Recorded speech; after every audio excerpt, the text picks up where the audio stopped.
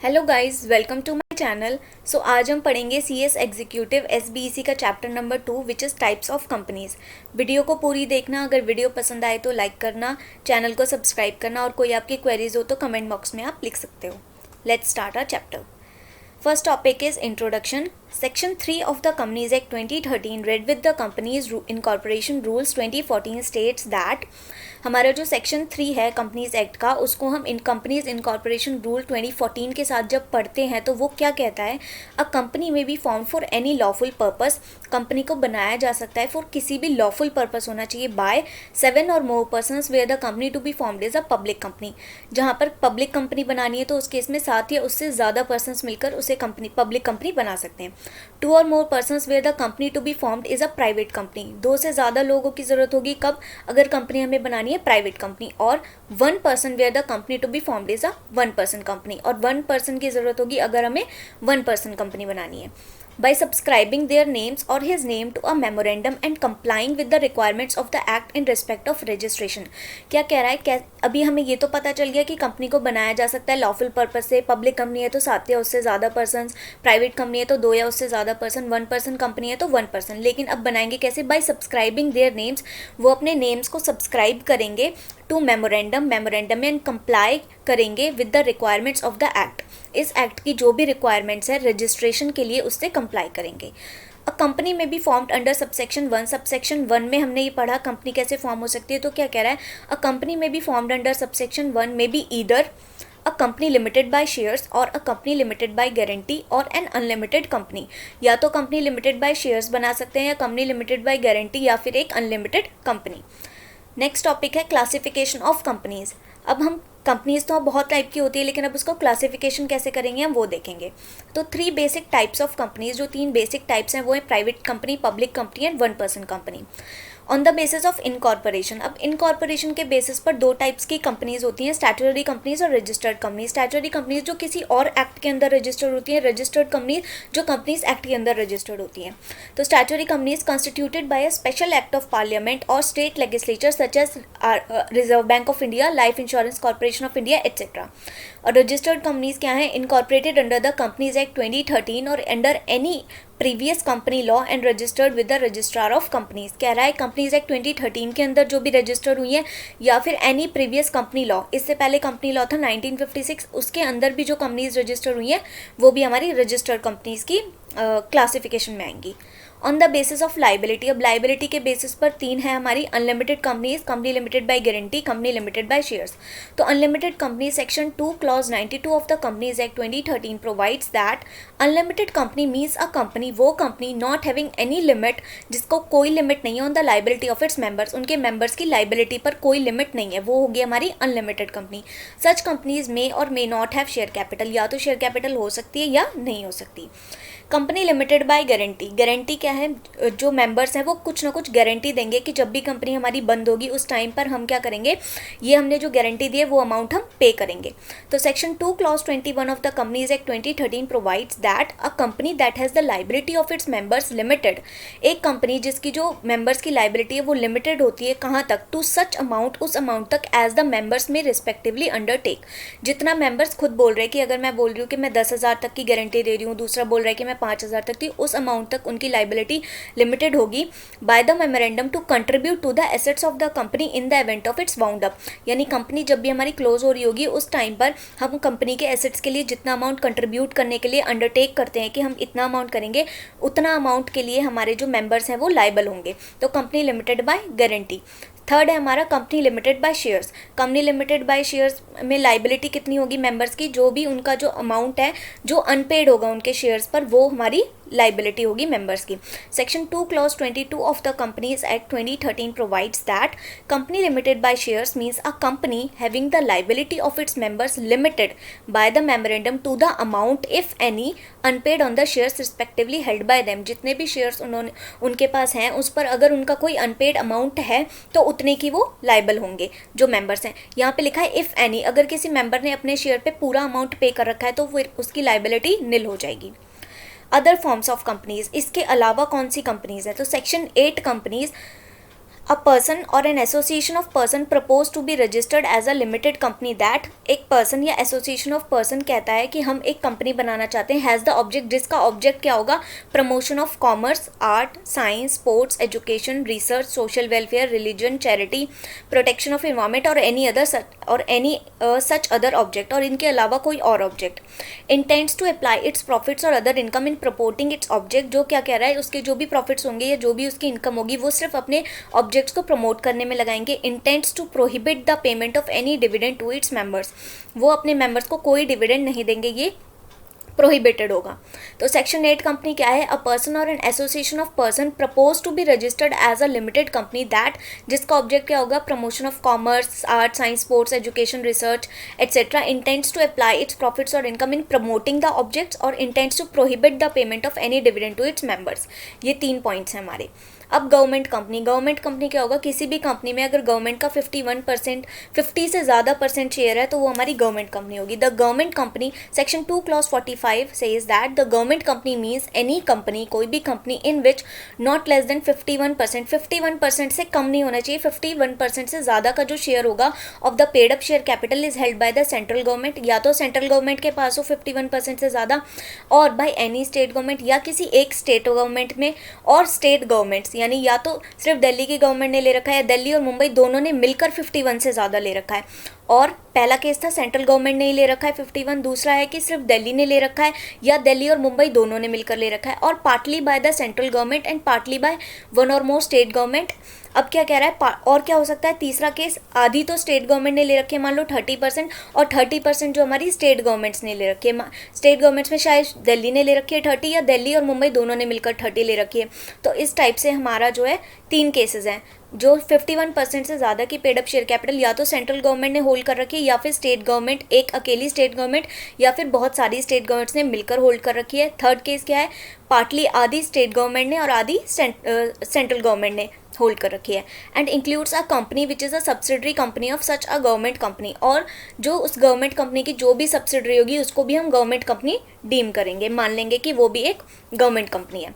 तो government company के 3 cases, central government ने होल्ड कर रखी है, स्टेट गवर्नमेंट ने होल्ड रखी है, स्टेट गवर्नमेंट और सेंट्रल गवर्नमेंट ने पार्टली होल्ड कर रखी है, या और जो हमारी गवर्नमेंट कंपनी की सब्सिडरी होगी वो भी हमारी गवर्नमेंट कंपनी मानेंगे हम। अब foreign companies, the foreign company means any company और body corporate incorporated outside India.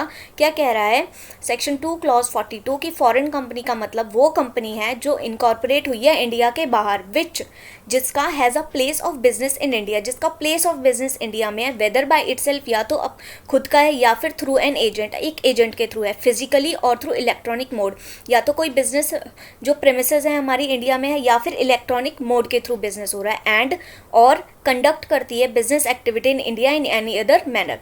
पहला पॉइंट क्या है उसका, जो हमारा जो इनकॉर्पोरेट हुई है कंपनी वो इंडिया के बाहर इनकॉर्पोरेट हुई है। क्या कह रहा है, जिसका प्लेस ऑफ बिजनेस इंडिया में होना चाहिए, या तो खुद हो या थ्रू एन एजेंट हो या फिजिकली हो या फिर इलेक्ट्रॉनिक मोड में हो, और वो इंडिया में बिजनेस एक्टिविटी कंडक्ट करती है। अब क्या कहता है, holding and subsidiary company, section 2 clause 46, the holding company in relation to one और more other companies means a company of which such companies are subsidiary companies.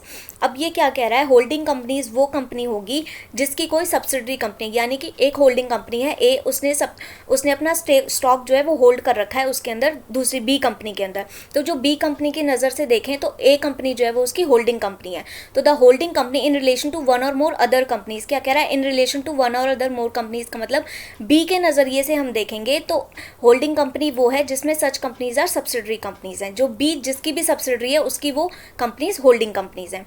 Section 2 clause 87 क्या कहता है, the subsidiary company means a company in which the holding company, subsidiary company एक वो company है जिसमें holding company control the composition of the BOD, जिसमें जो हमारी होल्डिंग कंपनी है वो बीओडी यानी बोर्ड ऑफ डायरेक्टर्स की कंपोजिशन को कंट्रोल करता है, या फिर एक्सरसाइजेस और controls more than 1/2 of the total voting power either at its own और टुगेदर विद वन और मोर इट्स सब्सिडरी कंपनीज। पहला क्या था, उसके बीओडी के कंपोजिशन को कंट्रोल करता है, दूसरा एक्सरसाइज करता है या कंट्रोल करता है 1/2 आधे से ज़्यादा वोटिंग पावर को, तो वो क्या होगी, उसकी होल्डिंग कंपनी होगी। Associate company is a joint venture company. Section 2 clause 6 क्या कहता है? The associate company in relation to another company means a company in which that other company has a significant influence. क्या कह रहा है? Associate company वो company होगी जिसमें किसी कंपनी का सिग्निफिकेंट इन्फ्लुएंस होगा, but which is not a subsidiary company of the company having such influence. But वो कंपनी जो है उसकी सब्सिडरी कंपनी नहीं होनी चाहिए, क्योंकि अगर वो उसकी सब्सिडरी है तो वो सब्सिडरी कहलाएगी, एसोसिएट नहीं कहलाएगी। तो एसोसिएट कंपनी कौन सी होगी? जिसकी कोई वो उसकी सब्सिडरी नहीं होनी चाहिए और जिसके अंदर किसी कंपनी का सिग्निफिकेंट इन्फ्लुएंस है। अब सिग्निफिकेंट इन्फ्लुएंस मतलब क्या होता है? Significant influence means control of at least 20% of total voting power. कह रहा है कम से कम 20% जो टोटल वोटिंग पावर है उसको वो कंट्रोल करता हो, और कंट्रोल ऑफ और participation in business decisions under an agreement, या फिर कोई उन्होंने एग्रीमेंट किया हुआ है जिसके थ्रू क्या बोला गया है कि वो बिजनेस डिसीजंस के पार्टिसिपेशन को कंट्रोल करेगा। Joint venture means a joint arrangement whereby the parties that have joint control of the arrangement have rights to the net assets of the arrangement. अब ये क्या कह रहा है कि हमारे जो कुछ लोगों ने मिलकर एक वेंचर बनाया, उस वेंचर के नेट एसेट्स पर उन लोगों का जॉइंट कंट्रोल है, तो वो क्या होगा? हमारा जॉइंट वेंचर। नेक्स्ट है investment companies. A company whose principal business is the acquisition of shares, debentures और other securities, and a company will be deemed to be principally engage in the business of acquisition of share, debentures और other securities if. क्या कह रहा है? Investment company कौन सी company है? एक company जिसका प्रिंसिपल बिजनेस, जिसका मेन बिजनेस क्या है? दूसरी कंपनीज के शेयर, डिबेंचर्स और अदर सिक्योरिटीज को एक्वायर करना। और क्या बोल रहा है? Will be deemed and a company will be deemed to be principally engaged in the business of acquisition of shares, और एक कंपनी को माना जाएगा कि वो इस बिजनेस में यानी शेयर, डिबेंचर और अदर सिक्योरिटीज को एक्वायर करने के बिजनेस में है अगर if its asset, investment in share, debenture और other security constitute not less than 50% of its total assets. क्या कह रहा है? उसके जो एसेट्स हैं, इन्वेस्टमेंट इन शेयर, जो इन्वेस्टमेंट हमारी जो होती है वो एसेट होगी, तो उसके टोटल एसेट्स में 50% से ज़्यादा एसेट्स उसके इन्वेस्टमेंट वाले होने चाहिए। It's income derive from investment business, और इन्वेस्टमेंट बिजनेस से उसकी जो इनकम है, जो डिराइव हो रही है, जो भी इनकम उसको मिल रही है, वो 50% से ज़्यादा हो उसकी टोटल इनकम से, तो उस कंपनी को हम क्या बोलेंगे? Investment company. नेक्स्ट है producer company. A produced company में be form for the production, marketing, export of primary produce of members and also for its processing, packaging of produce of its members. क्या कह रहा है? एक ऐसी company जो किस चीज़ में लगी हुई है? Production, marketing, export of primary produce of members. जो मेंबर्स हैं उसके वो प्रोडक्शन के काम में लगे हुए हैं, जो भी वो प्रोड्यूस करते हैं, जो भी उनका प्राइमरी प्रोड्यूस है, उसको प्रोडक्शन, मार्केटिंग और एक्सपोर्ट में जो कंपनी लगी हुई है उसको हम बोलेंगे producer company. And also for it's, उसके प्रोसेसिंग, पैकेजिंग और जो मेंबर्स का जो प्रोड्यूस है उसके क्या बोल रहा है? Production, marketing, export and processing और पैकेजिंग में लगी हुई है अपने मेंबर्स के प्रोड्यूस में, वो क्या होगी? Producer company. Nidhi company. Section 406। A company in the Indian non banking finance sector. Company Indian के नॉन जो एनबीएफसी सेक्टर है उसमें एक बनी हुई company which has the core business of, जिसका मेन बिजनेस क्या है? Borrowing and lending money, money borrow करना और मनी लेंड करना बिटवीन देयर मेंबर्स, अपने ही मेंबर्स के बीच में। They are also known as permanent fund, benefits fund, mutual benefit funds and mutual benefit company. तो क्या कह रहा है? Nidhi companies, a company in the Indian non banking finance sector which has the core business of borrowing and lending money between their members, अपने members के बीच में। Also known as permanent fund, benefits fund, mutual benefit funds and mutual benefit company. Next is dormant company. Section 455। A company which is formed and registered for a future project or to hold an asset or intellectual property and which has not been carrying on any business or operation or has not made any significant accounting transaction during the last 2 financial years or has not filed financial statements and annual returns during the last 2 financial years। क्या कह रहा है? एक ऐसी company जो जिसको हमने बना दिया है, रजिस्टर भी करवा दिया है, कब के लिए? एक फ्यूचर में कोई हमारे पास प्रोजेक्ट आएगा उसके लिए हमने आज कंपनी को फॉर्म कर दिया है, तो वो क्या होगी? Dormant company. अगर वो जो है क्या बोल रही है कि कोई एसेट होल्ड नहीं कर रही है, कोई इंटेलेक्चुअल प्रॉपर्टी होल्ड नहीं कर रही है, registered for a future product या एसेट होल्ड करने के लिए या इंटेलेक्चुअल प्रॉपर्टी होल्ड करने के लिए, which has not been carrying on any, उसका कोई और बिजनेस नहीं चलना चाहिए, उसने कोई अकाउंटिंग एंट्रीज नहीं कर रखी हो लास्ट 2 फाइनेंशियल ईयर्स में, उसने कोई फाइनेंशियल स्टेटमेंट्स या एनुअल रिटर्न नहीं फाइल की हो लास्ट 2 ईयर्स में, तो वो क्या होगी? डोरमेंट कंपनी, जिसे हम बोलते हैं इनएक्टिव कंपनी। कोई बिजनेस नहीं कर रही है, कोई ट्रांजेक्शन नहीं कर रही है, फाइनेंशियल स्टेटमेंट्स भी फाइल नहीं कर रही है, तो वो हमारी क्या होगी? डोरमेंट कंपनी होगी।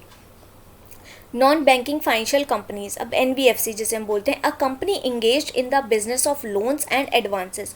वो कंपनी जो किस बिजनेस में लगी हुई है? इंगेज कर रही है loans and advances, acquisition of share, stock, bonds, debentures share, stock, bond, debentures को एक्वायर करने में issued by the government or local authority or other marketable securities, या leasing, hire purchase, insurance business, chit business, but does not include वो company जो किस चीज़ के business में है, लोन्स एंड एडवांस के, acquisition of share, stock, bond, debenture, security issued by government or local authority or other marketable security, leasing, hire purchase, insurance business, chit business, but does not include, but इसमें क्या नहीं include होगा, any institution whose principal business is that of agriculture activity.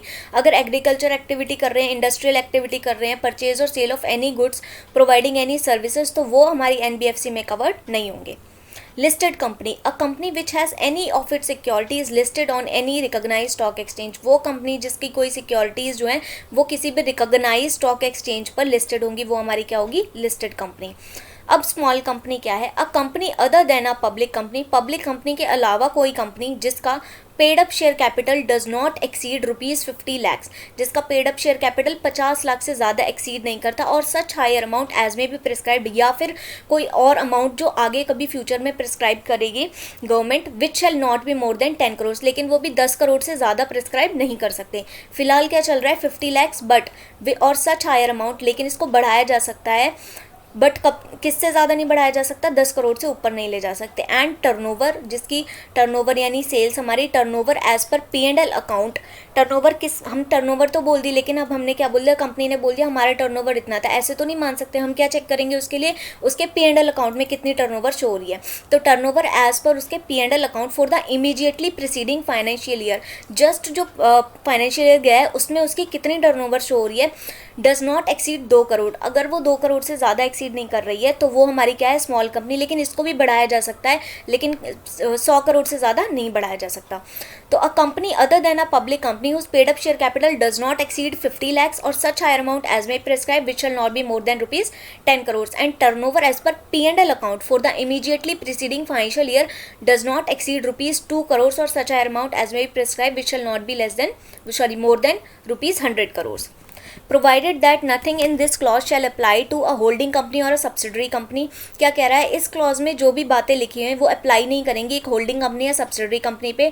A company register under section 8 में जो companies register है, जो हमने ऊपर पढ़ा, promotion of art, science, commerce, और अ कंपनी और body corporate governed by any special act, किसी स्पेशल एक्ट के थ्रू अगर कोई कंपनी या बॉडी कॉर्पोरेट गवर्न हो रही है उस पर भी ये अप्लाई नहीं करेगा। Next is private companies. So section 2 clause 68, a company having a minimum paid up share capital as may be prescribed, जिसकी minimum paid up share capital कितनी हो, जितना भी prescribe किया जाएगा, and which by its articles, और अपने articles में restrict करती है right to transfer its shares, अपने shares को transfer करने का right restrict करती है, except in case of OPC limits the number of its members to 200, OPC को हटा दे तो उसके members की limits कितनी है, 200, provided that where 2 or more persons hold 1 or more shares in a company jointly, they shall for the purpose of this clause be treated as a single member। क्या कह रहा है कि 2 से ज़्यादा persons जो हैं वो एक ही शेयर होल्ड कर रहे हैं, तो उस केस में हम क्या मानेंगे कि वो एक सिंगल मेंबर है, यानी जितने शेयर्स उतने मेंबर। ऐसा नहीं कि एक शेयर है तो उसको लेकिन 3 लोगों ने होल्ड कर रखा है तो 3 मेंबर हो गए, ऐसा नहीं, जितने शेयर्स उतने members. Provided further that, provided क्या होगी, एक्सेप्शन, पहली एक्सेप्शन थी हमारी ये कि अगर किसी बंदे ने एक से ज़्यादा, मतलब एक शेयर को 2 से ज़्यादा बंदों ने होल्ड कर रखा है तो हम उसको सिंगल मेंबर ही मानेंगे। दूसरी एक्सेप्शन क्या है, person who are in the employment of the company, person जो कंपनी की एम्प्लॉयमेंट में है, या पर्सन जो पहले कभी एम्प्लॉयमेंट में थे, person who having been formally in the employment of the company, जो पहले कभी employment में थे, were members of the company while in that employment and have continued to be members after the employment cease shall not be included in the number of members। वो persons जो कभी company की employment में थे और members थे, लेकिन employment ख़त्म होने की वजह से वो members तो continue कर रहे हैं बट employment जो है हमारी वो ख़त्म हो गई, तो उन्हें भी हम number of members में नहीं काउंट करेंगे। prohibits any invitation to the public to subscribe for any securities of the company, और पब्लिक को प्रोहिबिट करती है कि पब्लिक किसी भी शेयर को या सिक्योरिटीज़ को सब्सक्राइब नहीं करेगी, तभी वो प्राइवेट कंपनी है। अगर पब्लिक को अलाउ कर देते हैं हम सब्सक्राइब करने के लिए तो वो प्राइवेट कंपनी नहीं है ना, फिर तो वो पब्लिक कंपनी हो गई। तो प्राइवेट कंपनी क्या है, company having minimum paid up share capital as may be prescribe, restrict the right to transfer it shares except in OPC, limits the number of members to 200 and prohibits any invitation to the public to subscribe for any securities of the company. अब characteristics क्या है private limited company के, member minimum कितने होने चाहिए, 2, maximum 200 members. Limited liability होगी, the liability of each member और shareholders is limited.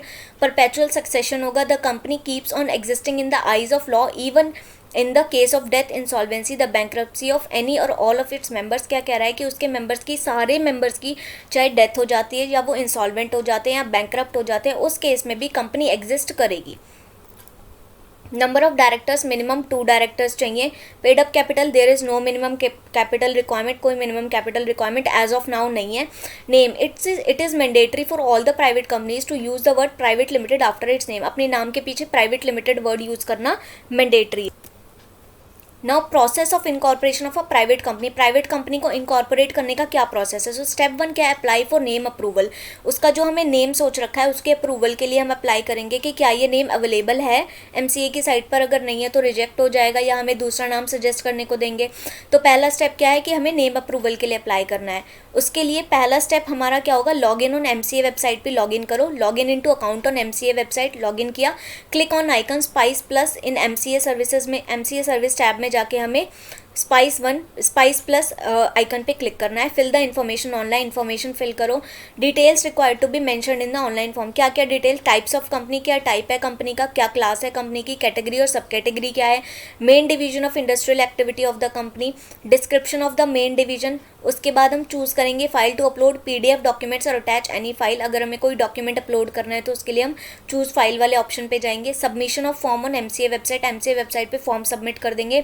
Validity of reserve name, reserve name जो भी हमें नेम रिजर्व करवाया है shall be valid for 20 days from the date of approval of name, जिस भी दिन अप्रूवल आ जाएगा उस नेम का 20 डेज तक के लिए वो वैलिड होगा। स्टेप 2 क्या है, preparation of documents for incorporation of company, company incorporate करने के लिए कुछ डॉक्यूमेंट्स प्रिपेयर करने होंगे। आफ्टर अप्रूवल ऑफ नेम और for incorporation of company applicant have to prepare the following below mention documents, जैसे ही नाम अप्रूवल हो जाता है तो हम क्या करेंगे, ये डॉक्यूमेंट्स तैयार करेंगे। INC 9 declaration by first subscribers and directors, INC 9 एक फॉर्म है जिसमें हमारे जो फर्स्ट सब्सक्राइबर्स हैं, जो भी सब्सक्राइब कर रहे हैं मेमोरेंडम को, और जो हमारे फर्स्ट डायरेक्टर्स हैं वो क्या है, डिक्लेरेशन देंगे कि हम बनना चाहते हैं, हम इंटरेस्टेड हैं। DIR 2 declaration from first directors along with copy of proof of identity and residential address, DIR 2 में हमारे जो फर्स्ट डायरेक्टर्स हैं वो डिक्लेरेशन देंगे, उसके साथ वो क्या अटैच करेंगे, प्रूफ ऑफ आइडेंटिटी एंड उनका रेजिडेंशियल स्टेटस का, रेजिडेंशियल एड्रेस का प्रूफ। उसके बाद NOC from the owner of property, अगर हमने प्रॉपर्टी जो है किसी और की प्रॉपर्टी उस पर हम काम कर रहे हैं तो उससे नो ऑब्जेक्शन सर्टिफिकेट लेना होगा हमें प्रॉपर्टी के ओनर से कि मुझे कोई प्रॉब्लम नहीं है कि मेरी प्रॉपर्टी पे आप बिजनेस करना चाह रहे हो। प्रूफ ऑफ ऑफिस एड्रेस, जो भी ऑफिस एड्रेस ले रहे हैं उसके प्रूफ लगाना होगा, जिसमें रेंट एग्रीमेंट, लीज डीड, ये सब चीज़ें लगेंगी अलॉन्ग विद रेंट रिसीट्स। उसके बाद क्या कह रहा है, copy of the utility bills which should not be older than 2 months, electricity bills जो हो गए उसकी कॉपी लगेगी जो 2 महीने से ज़्यादा पुराने नहीं होने चाहिए। In case of subscribers director does not have a DIN, it is mandatory to attach, अगर हमारे जो डायरेक्टर हैं, सब्सक्राइबर्स हैं, उनके पास डिन नहीं है तो उस केस में हमें मैंडेटरीली क्या अटैच करना होगा, proof of identity and residential address of the subscribers. All the subscribers should have digital signature, जितने भी सब्सक्राइबर उनके पास डिजिटल सिग्नेचर होने चाहिए। स्टेप 3 क्या है, fill the information in form. अब फॉर्म में हमें, ये तो हमने डॉक्यूमेंट्स रेडी कर लिया, अब हमें फॉर्म में इन्फॉर्मेशन क्या फाइल करनी है। Features of spice INC 32 form, maximum details of subscribers are 7, जो मैक्सिमम सब्सक्राइबर्स हैं हमारे, अगर पब्लिक कंपनी है तो 7 या 7 से ज़्यादा होनी चाहिए। अगर मान लो 8 या 9 सब्सक्राइबर्स है तो उस केस में मैक्सिमम डिटेल सिर्फ 7 की होगी। अगर उससे ज़्यादा सब्सक्राइबर है तो फिजिकली हम MOA एंड AOA को साइन करके अटैच कर देंगे फॉर्म में। मैक्सिमम डिटेल्स ऑफ डायरेक्टर्स की मैक्सिमम डिटेल जो जा सकती हैं 20 जा सकती हैं। Maximum 3 directors are allowed for filing application of allotment of DIN while incorporating a company. Company incorporate करते टाइम पे किसी के पास डिन नहीं है और वो उसी टाइम पे, इनकॉर्पोरेशन के टाइम पे ही डिन की एप्लीकेशन देना चाहता है तो उस केस में क्या होगा, सिर्फ 3 ही डायरेक्टर्स होंगे जो डिन की एप्लीकेशन दे पाएंगे, उससे ज़्यादा की देनी है तो वो सेपरेटली देना होगा। Name can also be applied in this form, चाहो तो नाम भी इस फॉर्म में अप्लाई कर सकते हो। Compulsorily application of PAN 10 for all fresh incorporation filed in the new version of spice form. क्या कह रहा है, जो हमारा स्पाइस फॉर्म का न्यू वर्जन आया है उसमें हमें पैन नंबर और 10 नंबर लेने की जो एप्लीकेशन है वो कंपल्सरीली फाइल करनी होगी। Company can apply for GSTIN, ESIC registration, EPF registration etcetera, company इनके लिए भी अप्लाई कर सकती है। स्टेप 4 क्या है, preparation of MOA and AOA, memorandum of association and article of association के लिए प्रिपेयर करेंगे हम। Download the E form, INC 33 को डाउनलोड करो जो MOA का फॉर्म है, INC 34 AOA का फॉर्म है from MCA site. Fill all the information in the form में इन्फॉर्मेशन भरो। After affix DSC of all the subscriber, जितने सब्सक्राइबर उनके DSC को अफिक्स करेंगे and professional on subscriber sheet of the MOA and AOA। उसके बाद क्या कह रहा है, make sure professional subscriber sign the form on same date. क्या कह रहा है, जब हम इनकॉर्पोरेट करते हैं तो एक तो हमारे सब्सक्राइबर साइन करते हैं, दूसरा कोई ना कोई प्रोफेशनल साइन करता है कि जो डॉक्यूमेंट्स वगैरह अटैच हो रहे हैं ये एक वैलिड है। तो हमें क्या इंश्योर करना है कि जो प्रोफेशनल और सब्सक्राइबर हैं वो फॉर्म को साइन करें सेम डेट में। Fill details of PAN and TAN, उसके बाद पैन एंड टैन की डिटेल्स फिल कर दो आप फॉर्म INC 32 में। Fill details of GST, IEC and agile pro. If company wants to apply for GST it has to select yes, उसको हम yes select कर देंगे, फॉर्म में फिल कर देंगे इन्फॉर्मेशन। अगर अप्लाई नहीं करना चाहती then it have to select no.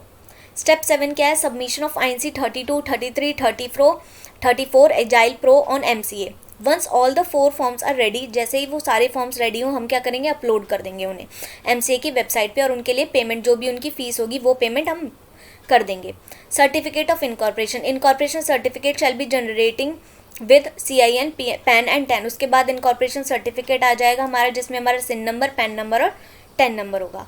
अब कमेंसमेंट ऑफ बिजनेस, अब हमने इनकॉर्पोरेट तो कर ली कंपनी, लेकिन अब कमेंस कब कर सकते हैं बिजनेस, तो no incorporated company shall commence its any business और exercise any borrowing power unless, कोई भी इनकॉर्पोरेटेड कंपनी तब तक बिजनेस स्टार्ट नहीं करेगी या कोई भी बोरोइंग पावर को एक्सरसाइज नहीं करेगी तब तक a declaration in form INC 20A is filed by a director, जब तक एक डायरेक्टर डिक्लेरेशन फाइल ना कर दे, कौन से फॉर्म में, INC 20A फॉर्म में, within a period of 180 days of the date of incorporation of the company. जब कंपनी इनकॉर्पोरेट हुई है उसके 180 डेज के अंदर जो डायरेक्टर INC 20A को फाइल कर सकता है। In search form and verified, जो वेरीफाइड कौन करेगा, अ CS और अ CMA इन प्रैक्टिस, इनमें से कोई भी एक बंदा, with the register that every subscriber has paid the value of the shares agreed to be taken by him on the date of making such declaration. Declaration में क्या कहा जाएगा कि जितने भी सब्सक्राइबर्स थे उन्होंने जो भी शेयर्स के लिए वैल्यू एग्री की थी उसकी पेमेंट कर दी है। The company has filed with the registrar a verification of its registered office in form 22। Company क्या फाइल करेगी, रजिस्ट्रार के साथ एक वेरिफिकेशन अपने रजिस्टर्ड ऑफिस का कि भाई ये हमारा रजिस्टर्ड ऑफिस है, तो ये हम किस में इन्फॉर्म करेंगे, INC 22 में। तो कंपनी कब तक बिजनेस कमेंस नहीं कर सकती, जब तक INC 22 फाइल ना हो जाए या और INC 20A में डिक्लेरेशन ना दे दे गवर्नमेंट, तब तक हमारी कंपनी बिजनेस कमेंस नहीं कर सकती है। Precaution to be taken by professional, अब प्रोफेशनल्स जब साइन करेंगे तो वो क्या क्या चीज़ें चेक करेंगे, obtain engagement letter from subscriber, subscriber से ऑब्टेन करेंगे engagement letter, verification of original records pertaining to registered office, जो हमारा रजिस्टर्ड ऑफिस है उसके वेरिफिकेशन करेंगे, ओरिजिनल रिकॉर्ड्स चेक करेंगे क्या ये वेरीफाइड है या हम किसी भी ऐसे ही गलत एड्रेस को हम दिखा रहे हैं। इंश्योर करेंगे all attachments are clear enough to read, जितनी भी अटैचमेंट्स लगाई गई हैं वो रीडेबल हो हमारी, ऐसा नहीं है कि वो क्लियर ही नहीं है और हमें पढ़ने में नहीं आ रहा है। Ensure registered office of the company is functioning for the business purposes of the company, ensure करेंगे कि जो हमारा रजिस्टर्ड ऑफिस है कंपनी का वो बिजनेस के पर्पस के लिए ही फंक्शन कर रहा हो। Take a declaration to the effect that all the original documents have been handed over after incorporation, एक डिक्लेरेशन लेगा कि इनकॉर्पोरेशन होने के बाद जितने भी ओरिजिनल डॉक्यूमेंट्स थे वो हैंड ओवर कर दिए गए हैं। In case of omission of material fact और submission of false incomplete misleading information, क्या कह रहा है, in case of omission of material fact, कोई बहुत ज़रूरी फैक्ट था उसको हमने छुपा दिया, या फिर सबमिशन ऑफ फॉल्स इनकम्प्लीट और मिसलीडिंग इन्फॉर्मेशन, या हमने सबमिट क्या कर दी, फॉल्स इनकम्प्लीट और मिसलीडिंग इन्फॉर्मेशन, उस केस में क्या करेंगे, ROC और RD can after giving opportunity to explain, उसके पहले वो क्या करेंगे, एक अपॉर्चुनिटी देंगे कि आप पहले हमें बताओ आपने ये जो मटेरियल फैक्ट था ये क्यों छुपाया और आपने गलत इन्फॉर्मेशन क्यों सबमिट की, to explain refer the matter to e-governance division of MCA। जब उन्होंने अपॉर्चुनिटी दे दी उसके बाद क्या करेंगे, वो रेफर कर सकते हैं मैटर को E-गवर्नेंस डिवीजन ऑफ MCA पे, विच इन टर्न में इनिशिएट प्रोसीडिंग, जो क्या करेगा, अगर उसे लगता है कि नहीं मैं सेटिस्फाइड नहीं हूँ इनके आंसर से, तो प्रोसीडिंग्स इनिशिएट कर सकता है अंडर सेक्शन 447 और आज the respective professional institute to take requisite disciplinary action, और क्या बोल सकता है कि इनके अगेंस्ट कोई भी आप डिसिप्लिनरी एक्शन लो। अब प्रिविलेजेस और एग्जेम्पशंस क्या मिलती हैं हमारी प्राइवेट कंपनी को, need to have minimum 2 directors में ही काम हो जाता है हमारा। Retirement of directors by rotation shall not apply every year, हर साल जो डायरेक्टर्स की रिटायरमेंट होती है वो एक टर्म आती है रिटायरमेंट बाय रोटेशन, उसकी एप्लीकेबिलिटी नहीं है हमारे लिए, हर साल ये अप्लाई करना ज़रूरी नहीं है जो प्राइवेट कंपनीज है। Total managerial remuneration payable in respect of any financial year may exceed 11% of the net profit, जो मैनेजरियल रिम्यूनरेशन है वो 11% से ज़्यादा एक्सीड कर सकती है। Managing director can be appointed for more than 5 years at a time. Managing director को 5 साल से ज़्यादा के लिए हम अपॉइंट कर सकते हैं। Can appoint more than 1 director through a single resolution. Single क्या होता है, कभी एक हमारे जैसे डायरेक्टर अपॉइंट करते हैं तो हम रेजोल्यूशन पास करते हैं, बट जैसे 2 डायरेक्टर्स है उसके लिए 2 रेजोल्यूशन पास होंगे। बट कभी कभी क्या होता है, एक ही रेजोल्यूशन से हम 2, 3 या 4 डायरेक्टर्स को अपॉइंट कर सकते हैं। तो ये प्राइवेट कंपनी को प्रिविलेज है कि आप चाहो तो एक ही रेजोल्यूशन के अंदर कितने मोर से मतलब एक से ज़्यादा डायरेक्टर अपॉइंट कर सकते हो। जनरली ये अपॉइंट करना मना है कि आप सिंगल रेजोल्यूशन में आप 2 या 3 डायरेक्टर्स अपॉइंट नहीं कर सकते। बट प्राइवेट कंपनी को प्रिविलेज मिली हुई है कि ये लोग चाहे तो सिंगल रेजोल्यूशन में एक से ज़्यादा डायरेक्टर को अपॉइंट कर सकते हैं। Section 180 that is restriction on the powers of the board does not apply. जो बोर्ड की पावर्स पे कुछ रिस्ट्रिक्शंस दी हुई हैं वो अप्लाई नहीं होती। Interested director can participate in the meeting after disclosing interest. क्या होता है, कोई डायरेक्टर अगर किसी मैटर पे इंटरेस्टेड है और वही मैटर हमारी मीटिंग में आज डिस्कस होने वाला है तो डायरेक्टर्स को क्या होता है, मीटिंग में हिस्सा लेने के लिए अलाउड नहीं होता, वो पार्टिसिपेट नहीं कर सकते। बट प्राइवेट कंपनी में क्या होता है, उनको अलाउ किया जाता है कि आप चाहो तो मीटिंग में पार्टिसिपेट कर सकते हो। बट कब पार्टिसिपेट कर सकते हो, अगर आप अपना इंटरेस्ट डिस्क्लोज कर दो तो। अगर इंटरेस्ट डिस्क्लोज नहीं किया तो आपको पार्टिसिपेट करने को अलाउ नहीं करेंगे। Need not prepare a report on AGM. AGM पर रिपोर्ट बनाने की जरूरत नहीं है। No person other than a member can obtain copies of P&L account. Member के अलावा कोई भी और पर्सन P&L अकाउंट की कॉपीज को ऑब्टेन नहीं कर सकता। तो ये हमारा था पूरा प्राइवेट कंपनीज। अब पढ़ते हैं public companies. So section 2 clause 71 क्या कहता है, a public company means a company which is not a private company. जो प्राइवेट कंपनी नहीं है वो क्या है, हमारी पब्लिक कंपनी है। And has a minimum paid up share capital as may be prescribed. उसकी मिनिमम कैपिटल कितनी है, जितनी भी प्रेस्क्राइब कभी की जाएगी। एज ऑफ नाउ कोई minimum paid up share capital नहीं है।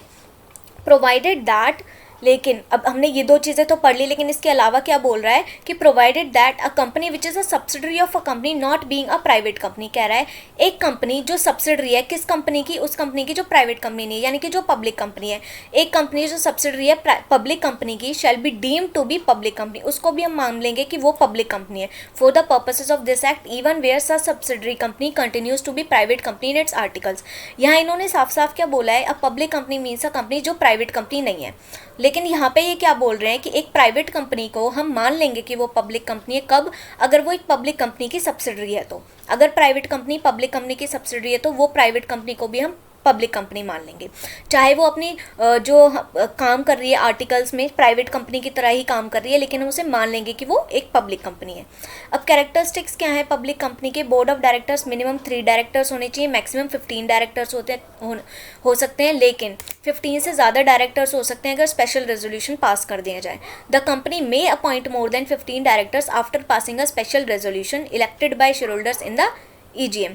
और डायरेक्टर्स को कौन इलेक्ट करता है, शेयर होल्डर्स AGM में। Limited liability, share holders liability for the loss of the company is limited to their share contribution only. Share holders की लाइबिलिटी कब तक लिमिटेड है, जितना भी उनका शेयर कंट्रीब्यूशन जो अनपेड है उतने अमाउंट तक। Number of members minimum 7, maximum unlimited. Transferable shares, shares are freely transferable between its members and people trading in the stock exchange. Public company में हमारे जो शेयर्स हैं उस पर कोई रिस्ट्रिक्शन नहीं है, इसमें क्या है फ्रीली ट्रांसफरेबल, आप कभी भी ट्रांसफ़र कर सकते हो अपने शेयर्स को। Financial privacy, public limited company are strictly regulated and are required by law to publish their complete financial statements annually. इसमें क्या होता है, पब्लिक कंपनी में हमारी फाइनेंशियल प्रिवेसी कुछ नहीं रह जाती। हमारे को क्या बोला गया है लॉ में कि हमें जो अपनी फाइनेंशियल स्टेटमेंट्स हैं एनुअली पब्लिश करनी है, तो फाइनेंशियल प्रिवेसी नहीं है। Steps for incorporation of a public company, the incorporation procedure जो है हमारी पब्लिक और प्राइवेट कंपनी का सिमिलर है, बस हमें एक चीज़ ध्यान रखिए, name shall be suffix by the word limited. जो प्राइवेट कंपनी के एंड में हम प्राइवेट लिमिटेड वर्ड लगाते थे, पब्लिक कंपनी के एंड में हम लगाएंगे लिमिटेड वर्ड। नेक्स्ट है 1 person company. So section 2 clause 62 क्या कहता है, 1 person company is a company which has only 1 person as member, जिसका मेंबर सिर्फ एक ही पर्सन होगा। OPC is a class of company distinct from public and private company, इन दोनों से अलग है, डिस्टिंक्ट है। The companies act 2013 provide lesser compliances for OPC। Companies act क्या कहता है, बहुत ही कम कंप्लाइंसेस देता है OPC के लिए। OPC shall use OPC limited as last word of the company, अपनी कंपनी के नाम के लास्ट में OPC लिमिटेड लगाएगा, जैसे वो प्राइवेट लिमिटेड, ये लिमिटेड और ये क्या लगाएगा OPC लिमिटेड। फीचर्स क्या है हमारी OPC के, an individual natural person can incorporate OPC, एक एक इंडिविजुअल पर्सन स्टार्ट कर सकता है। The liabilities of the member of OPC limited होगी। An individual can not be a member in more than one OPC and shall not be a nominee of more than one OPC. एक person एक OPC से ज़्यादा में member नहीं हो सकता, ना ही नॉमिनी हो सकता है। No minor shall become member और nominee on the of the OPC और can hold share with beneficial interest. कोई भी माइनर मेंबर नहीं हो सकता, ना ही नॉमिनी हो सकता है, या फिर बेनिफिशियल इंटरेस्ट के साथ शेयर भी नहीं होल्ड कर सकता। And OPC can not be incorporated और converted into a company under section 8 of the company. OPC को हम सेक्शन 8 कंपनी में कन्वर्ट नहीं कर सकते। सेक्शन 8 क्या था? प्रमोशन ऑफ आर्ट, कॉमर्स वगैरह जो हमने पढ़ा था, वो थी हमारी section 8 company. And OPC can not carry out NBFC non banking financial investment activities को कैरी आउट नहीं कर सकते। And OPC can not convert voluntarily into any kind of company unless 2 years have expired from the date of incorporation. जब हमारी OPC incorporate हुई है उसके बाद 2 साल तक वो खुद को किसी भी और फॉर्म में कन्वर्ट नहीं कर सकता, 2 साल के बाद उसको अलाउड है। Difference between a sole proprietorship and N OPC. एक सोल प्रोप्राइटरशिप और ओपीसी में क्या डिफरेंस है? Separate legal entity. Main difference जो है हमारा सेपरेट लीगल एंटिटी है। सोल प्रोप्राइटरशिप का जो बिजनेस होता है वो खुद का होता है। हमारी जो कंपनी होती है वो उसके मेंबर से डिफरेंट होती है। जो मेंबर्स और कंपनी है उन दोनों के बीच में वो दोनों सिमिलर नहीं होते, वो एक सेपरेट लीगल एंटिटी होती है। तो पहला डिफरेंस हमारा यही है कि जो सोल प्रोप्राइटरशिप है वो जो है सेम पर्सन है, जो पर्सन है वही उसका बिजनेस है, वो सेम है।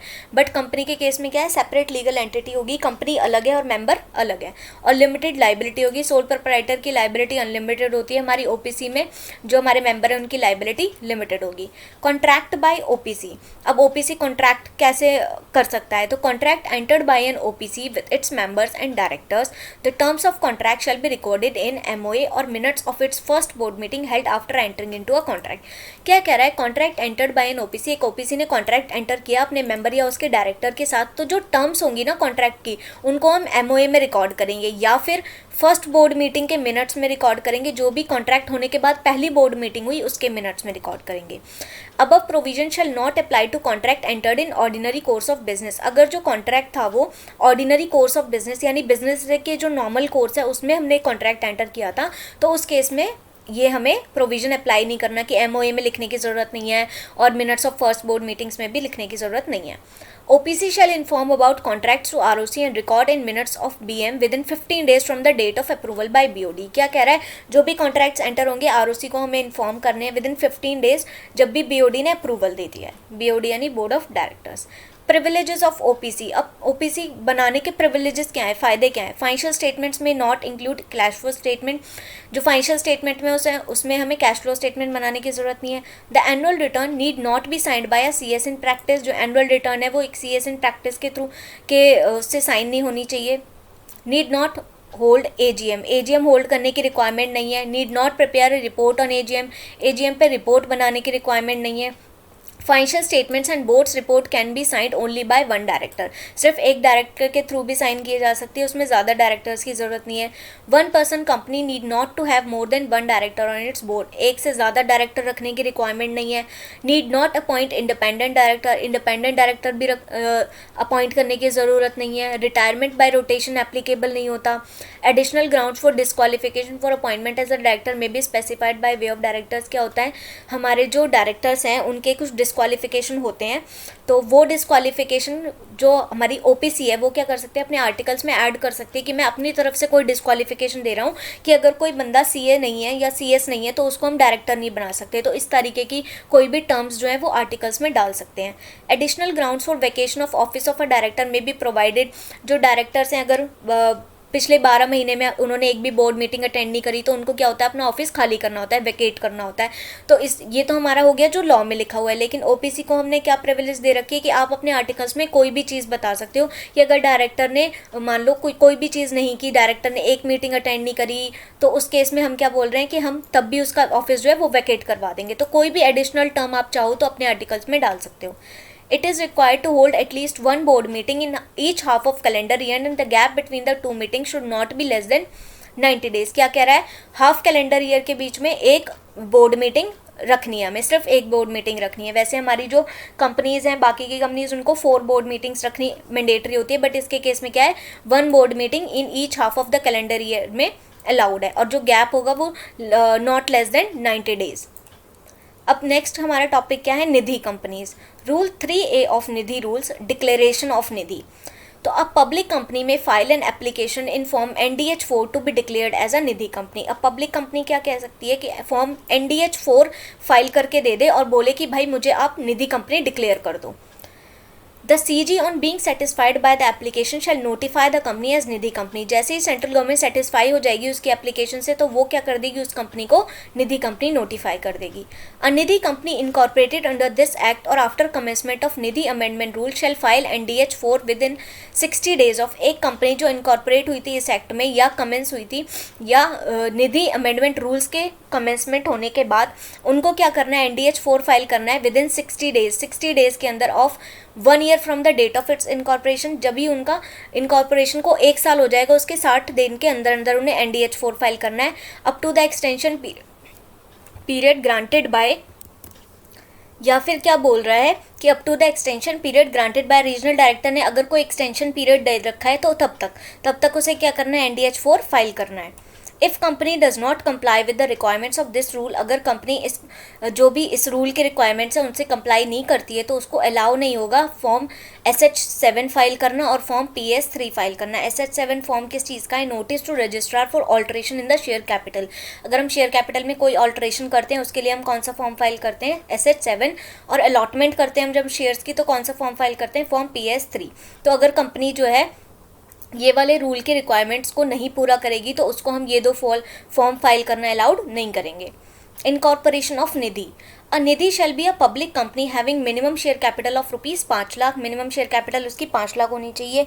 निधि company shall not issue preference shares issue नहीं करेगी। If preference shares were issued before companies act 2013 same shall be redeemed. अगर कंपनीज एक्ट 2013 के आने से पहले उस कंपनी ने प्रेफरेंस शेयर्स इशू कर रखे थे तो वो क्या कहेंगे, उन सबको रिडीम करना होगा उन्हें। No Nidhi shall have objects in its MOA other than saving among its members, receiving deposits from and lending to its members only for their mutual benefit.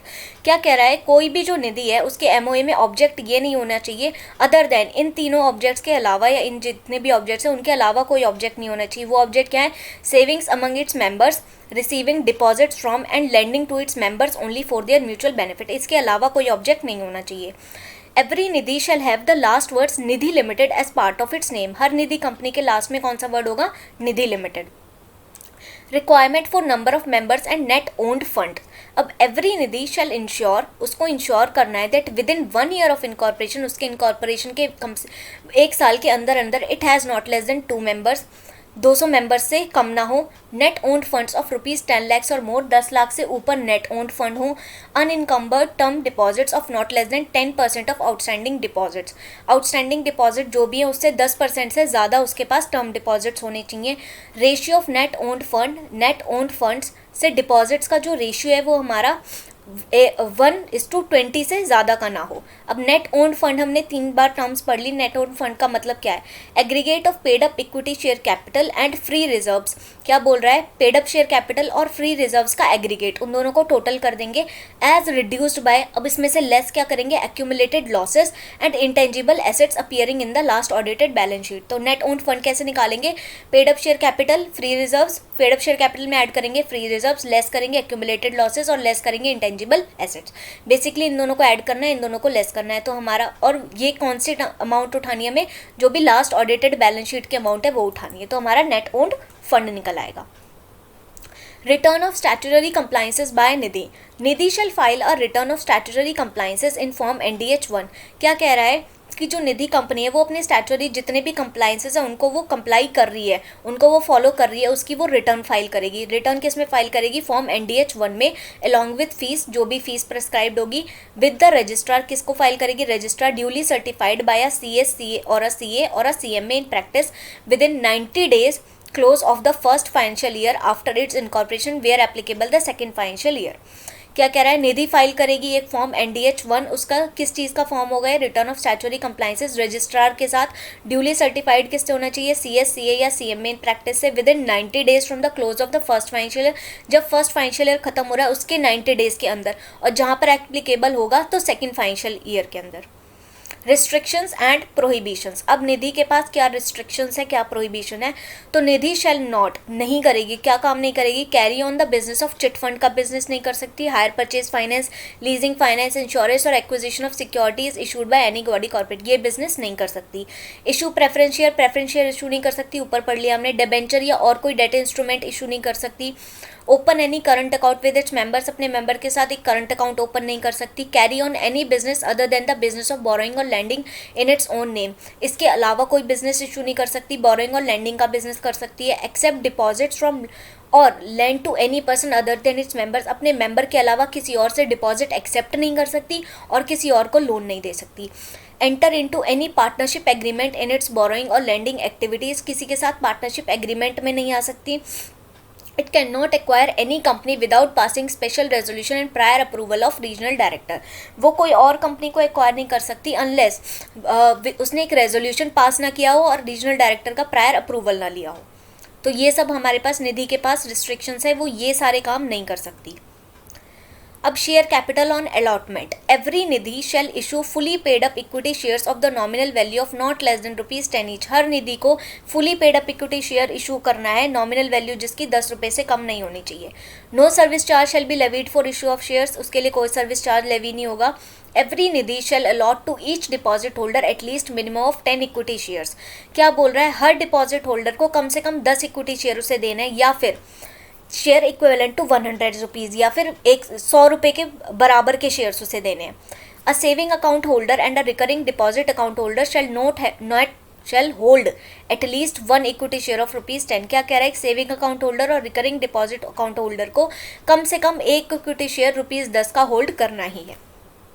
अब membership of Nidhi, a Nidhi shall not admit a body corporate और trust as a member, एक body corporate और trust को वो member नहीं बना सकती। Every Nidhi shall ensure that its membership is not reduce to less than 200 members at any time, उसको हमेशा ये इंश्योर करना है कि उसके जो मेंबर्स है वो 200 से कम ना हो किसी भी टाइम पर।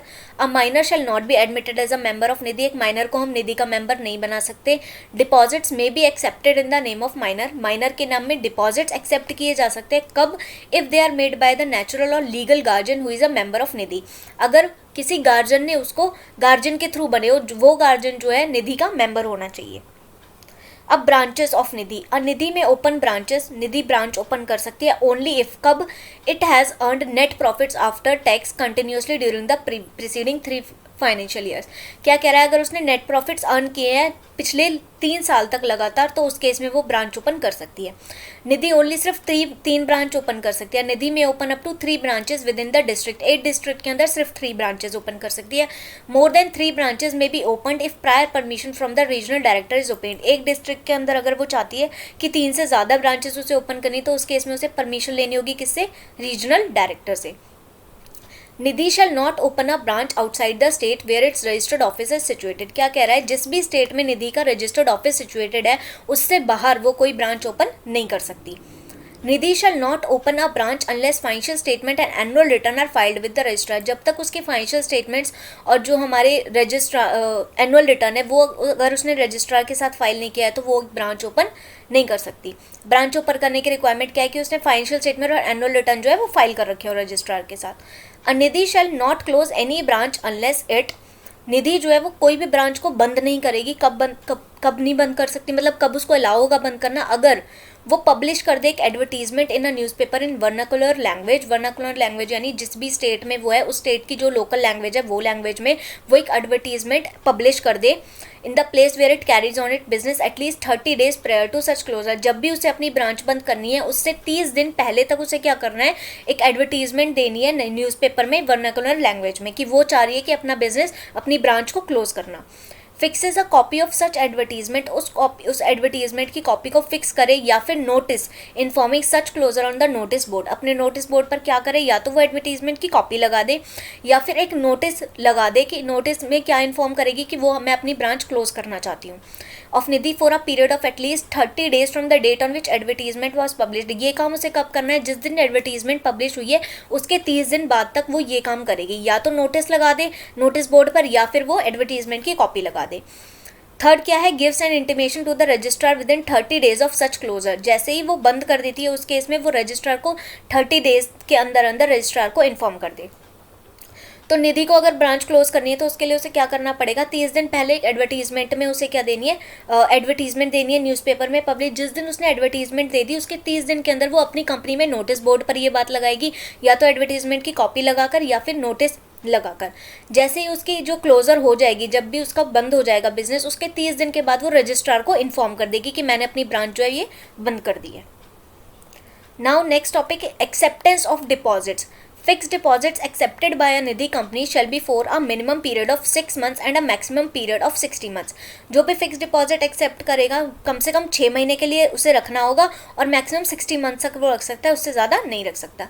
और रिकरिंग डिपॉजिट्स की लिमिट क्या है, मिनिमम पीरियड 12 मंथ्स होगा, मैक्सिमम पीरियड 60 मंथ्स होगा। Loans by a Nidhi can give loan to its member up to following limits. इतनी लिमिट्स तक वो लोन दे सकती है। डिपॉजिट अमाउंट फ्रॉम मेंबर्स, अगर जो मेंबर है उसने अप टू 2 करोड़ तक का डिपॉजिट अमाउंट है तो मैक्सिमम लोन उसको कितना देगी, 2 लाख। अगर 2 करोड़ से 20 करोड़ तक है तो हमारा कितना होगा, 7,50,000 का loan. More than 20 crore but up to 50 crore है तो लोन अमाउंट कितना होगा, 12 लाख। मोर देन 50 करोड़ है तो हमारा लोन अमाउंट कितना होगा, 50 lakh. Dividends by a Nidhi company, a Nidhi can declare dividend declare कर सकती है अप टू 25% तक without approval of regional director के अप्रूवल के बिना। इससे ज़्यादा करना है तो रीजनल डायरेक्टर का अप्रूवल लगेगा। एन इक्वल अमाउंट, जो भी उसको डिविडेंड जो भी उसने डिविडेंड डिक्लेयर किया है उतना अमाउंट वो किस में कहाँ ट्रांसफर कर देगी, जनरल रिजर्व में।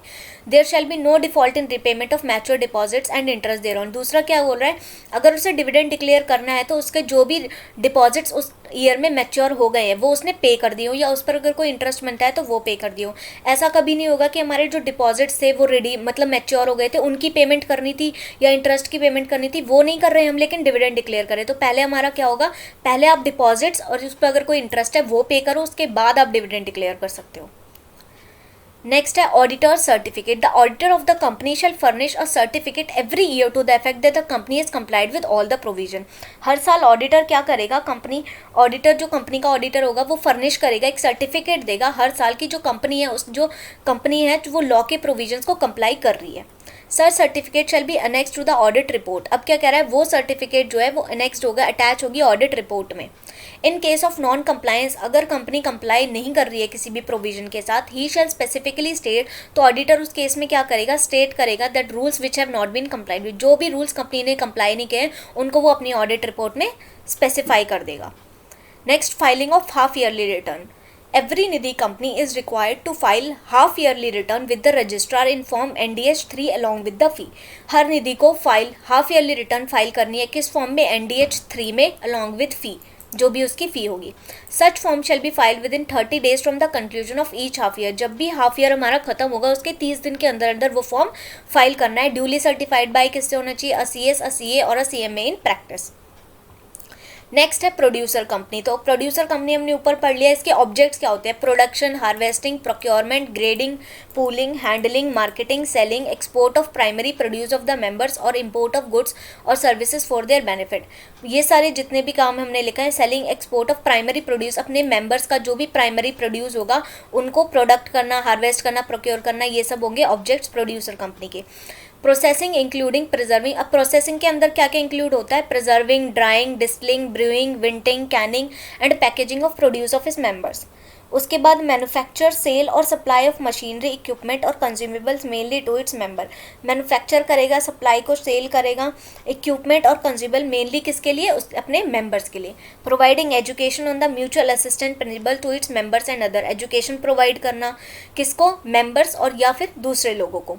Rendering technical services, consultancy services, training, research and development and all other activities for the promotion of the interest of its members. क्या कह रहा है, अपने मेंबर्स के इंटरेस्ट को प्रमोट करने के लिए वो जो भी सर्विसेज देगा, लाइक टेक्निकल सर्विसेज दे रहा है, कंसल्टेंसी सर्विसेज दे रहा है, ये सब उसके ऑब्जेक्ट के अंदर आते हैं। नेक्स्ट है जनरेट करना, ट्रांसमिट करना, डिस्ट्रीब्यूशन करना पावर को। Revitalisation of land and water resources, उनका use, conservation, communication relatable to primary produce.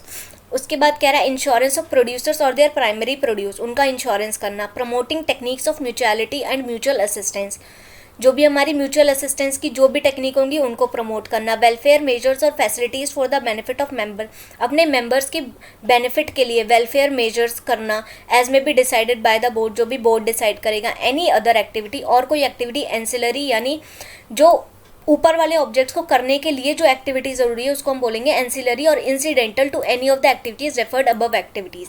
कह रहा है ऊपर वाली एक्टिविटीज को करने के लिए जो भी एक्टिविटी की जरूरत पड़ेगी वो भी उसमें ऐड होगी।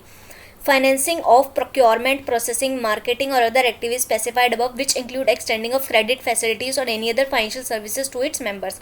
ये सारी एक्टिविटीज करने के लिए जो भी फाइनेंसिंग का वर्क होगा वो भी ऑब्जेक्ट्स के अंदर आएगा। नेक्स्ट हमारा क्या है, foreign companies. Section 379 foreign company becomes Indian company. Foreign company की हमने ऊपर डेफिनेशन पढ़ ली है।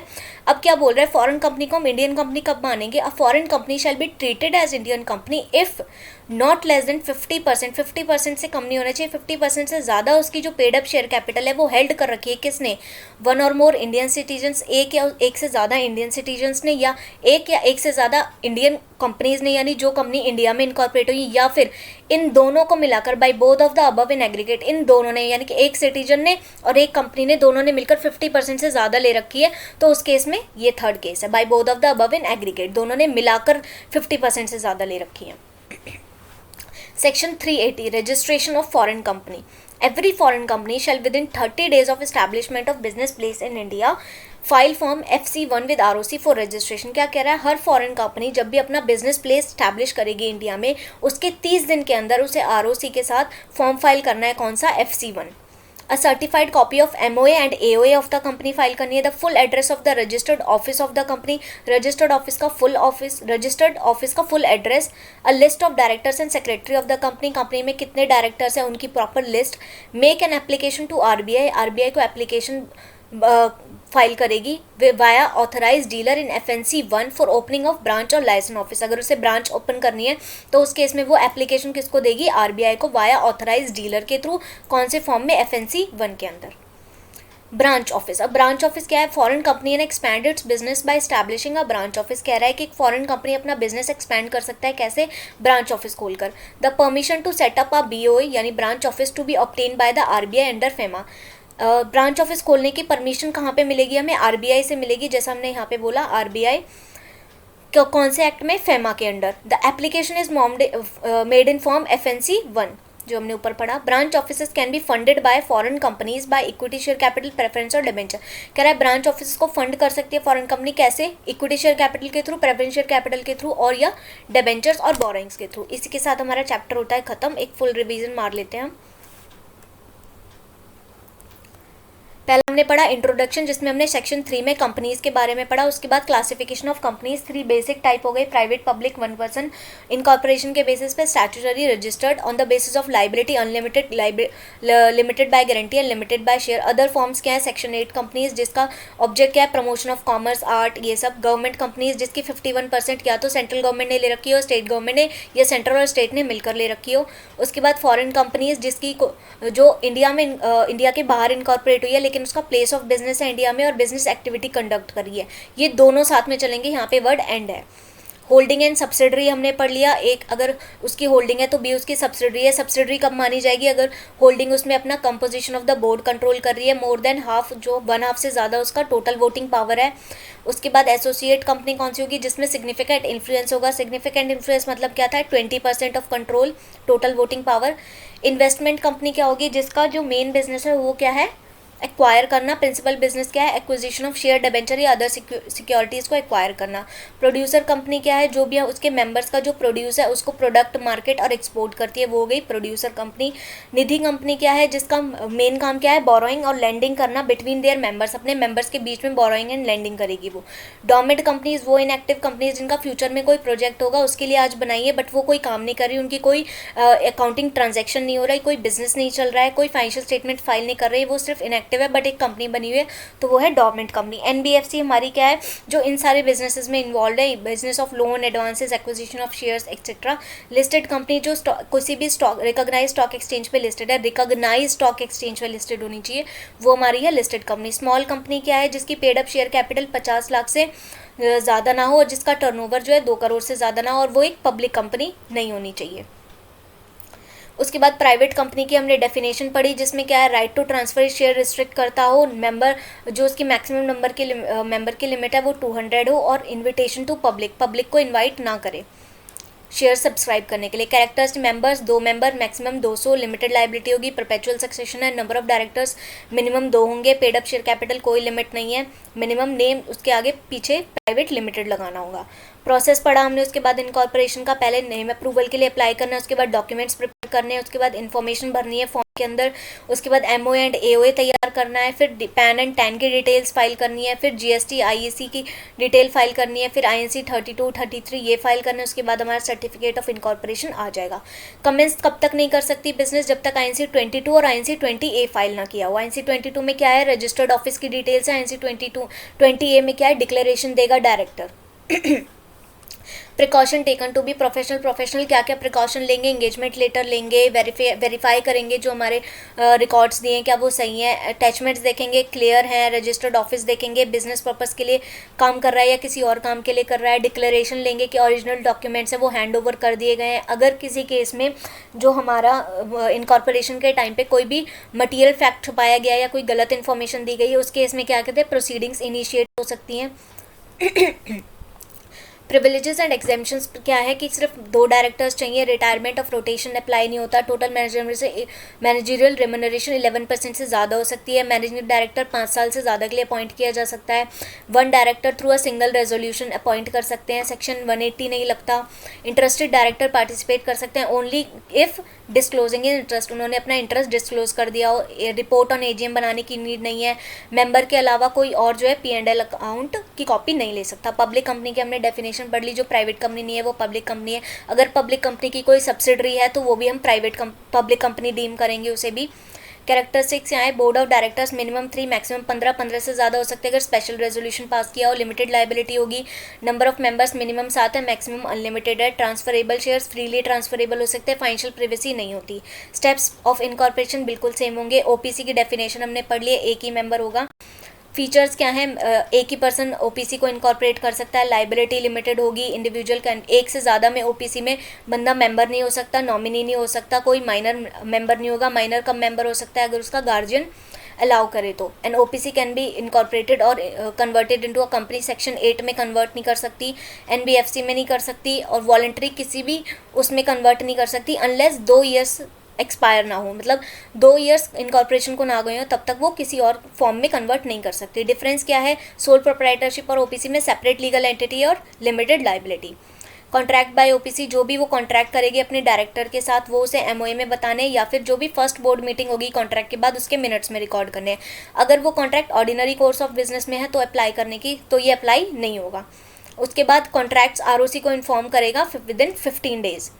प्रिविलेजेस क्या है? कैश फ्लो स्टेटमेंट बनाने की ज़रूरत नहीं है, एनुअल रिटर्न साइन करने की ज़रूरत नहीं है बाय सीएस, एजीएम होल्ड करने की रिक्वायरमेंट नहीं है, रिपोर्ट ऑन एजीएम बनाने की रिक्वायरमेंट नहीं है, फाइनेंशियल स्टेटमेंट बोर्ड रिपोर्ट्स कोई एक डायरेक्टर ही साइन कर सकता है, एक डायरेक्टर से ज़्यादा बोर्ड में नहीं होने की रिक्वायरमेंट नहीं है, इंडिपेंडेंट डायरेक्टर अपॉइंट करने की रिक्वायरमेंट नहीं है, रिटायरमेंट बाय रोटेशन एप्लीकेबल नहीं होता, एडिशनल ग्राउंड फॉर डिस्क्वालिफिकेशन के लिए एडिशनल ग्राउंड्स दे सकता है, वेकेशन के लिए एडिशनल ग्राउंड दे सकता है, और सिर्फ एक board meeting half of the calendar year में रखने की रिक्वायरमेंट है, उससे ज़्यादा नहीं रखनी है। निधि कंपनीज हमने पढ़ ली, पब्लिक कंपनी फाइल NDH 4 में डिक्लेयर हो सकती है, फिर वो NDH 4 अगर फाइल कर दे, अप्लाई कर दे कि मुझे निधि कंपनी के रूप में, मतलब मुझे निधि कंपनी का स्टेटस दे दो, तो अगर CG सेटिस्फाई हो जाता है एप्लीकेशन से तो वो उसे निधि कंपनी नोटिफाई कर देगा। उसके बाद क्या बोला है? अगर कंप्लाई नहीं करती तो फॉर्म SH4 और PS3 फाइल करने को अलाउड नहीं होगा। Incorporation minimum share capital 5 lakh होनी चाहिए, प्रेफरेंस शेयर इशू करने को अलाउड नहीं होगा। प्रेफरेंस शेयर्स पर अगर 2013 कंपनी लॉ से पहले ही हमारी जो थी प्रेफरेंस शेयर इशू किए हुए थे तो उसके में उन्हें रिडीम करना होगा। नो निधि के कोई भी एमओए में ऑब्जेक्ट्स उसके अलावा नहीं होंगे, जैसे सेविंग्स अमंग इट्स मेंबर, जो भी उसके मेन ऑब्जेक्ट्स है उसके अलावा कोई और ऑब्जेक्ट नहीं होगा। लास्ट में निधि लिमिटेड लगाना होगा। Requirement for number of members and net owned funds क्या बोल रहा है कि not less than 200 members, net owned fund 10 lakh से ज़्यादा होना चाहिए, डिपॉजिट 10% ऑफ आउटस्टैंडिंग डिपॉजिट से ज़्यादा होना चाहिए, रेशियो 1:20 की होनी चाहिए। नेट ओन्ड फंड्स का मतलब paid up share capital, add करेंगे फ्री रिजर्व्स, लेस करेंगे एक्यूमुलेटेड लॉसेस, लेस करेंगे इंटेंजिबल एसेट्स। और ये हम कौन सी वैल्यूज उठाएंगे? जो भी लास्ट ऑडिटेड फाइनेंशियल स्टेटमेंट या बैलेंस शीट की जो भी वैल्यूज है वो उठाएंगे।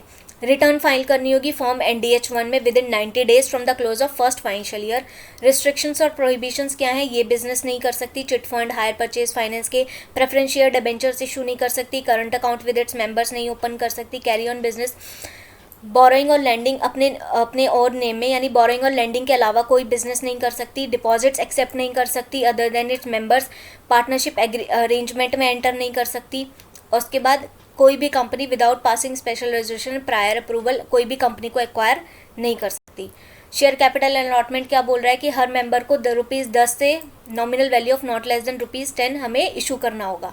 सर्विस चार्ज नहीं लगेगा उस पर। Every Nidhi shall allot to each deposit holder कम से कम मिनिमम ऑफ 10 इक्विटी शेयर या ₹100 के बराबर के, इक्विवेलेंट यानी बराबर टू ₹100 के जो से शेयर्स है वो इशू करने हैं। नेक्स्ट क्या बोल रहा है, अगर किसी पर्सन के पास सेविंग्स अकाउंट होल्डर है या वो रिकरिंग डिपॉजिट अकाउंट होल्डर है तो कम से कम उसे एक इक्विटी शेयर ₹10 का होल्ड करना ही होगा।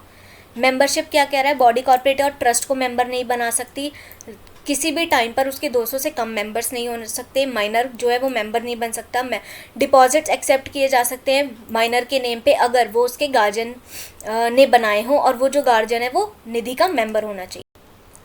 ब्रांच ओपन कर सकती है अगर उसके पिछले 3 साल में कंटिन्यूसली उसको नेट प्रॉफिट्स हुए हों। सिर्फ 3 ब्रांचेस ओपन कर सकती है एक डिस्ट्रिक्ट में, 3 से ज़्यादा ओपन कर सकती है अगर रीजनल डायरेक्टर की परमिशन ले ले तो। निधि अपने स्टेट जहाँ भी उसका रजिस्टर्ड ऑफिस सिचुएटेड है उस स्टेट से बाहर कोई भी ब्रांच ओपन नहीं कर सकती है।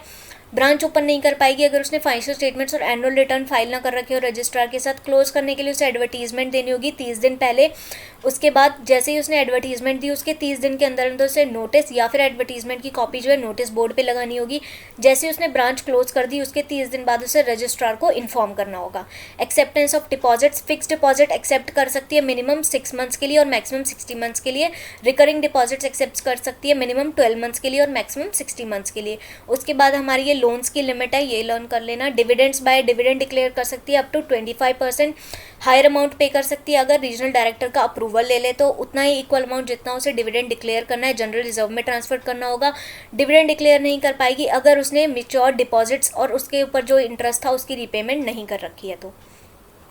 ऑडिटर को सर्टिफिकेट इशू करना है कि जो निधि कंपनी है वो कंप्लाई कर रही है हर प्रोविजंस के साथ और उससे कि वो सर्टिफिकेट क्या करना है ऑडिट रिपोर्ट के साथ एनेक्स करना है यानी अटैच करना है। अगर वो कंप्लाइंस नहीं कर रही तो ऑडिट रिपोर्ट में ऑडिटर स्पेसिफाई करेगा कि कौन से रूल्स हैं ऐसे जिनके साथ निधि ने कंप्लाई नहीं किया है।